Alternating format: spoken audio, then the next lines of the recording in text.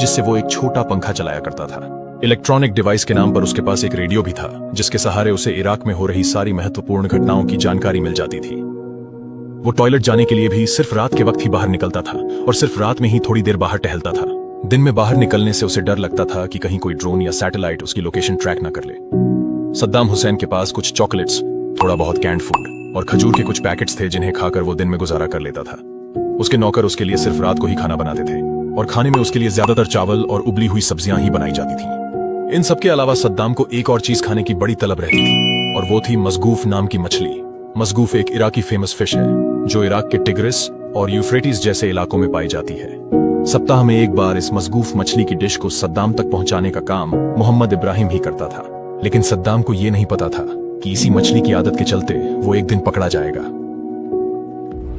अब असली सवाल यह था कि अमेरिका सद्दाम के पीछे क्यों पड़ा था।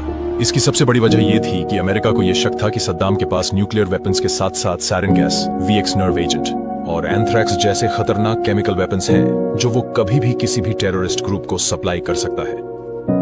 इसके अलावा अमेरिका यह भी मानता था कि सद्दाम अल-कायदा और दूसरे आतंकवादी संगठनों को सीक्रेटली फंडिंग और सपोर्ट करता है। अमेरिका पर हुए 9/11 के हमले के बाद अमेरिका ऐसे किसी भी एक्टिविटी को नजरअंदाज नहीं कर सकता था, इसलिए उन्होंने सद्दाम को साफ साफ चेतावनी दी कि वो सरेंडर कर दे और अपने हथियार अमेरिका को सौंप दे। लेकिन सद्दाम ने इसके लिए साफ मना कर दिया और उल्टा वो अमेरिका के खिलाफ जंग की तैयारी करने लगा।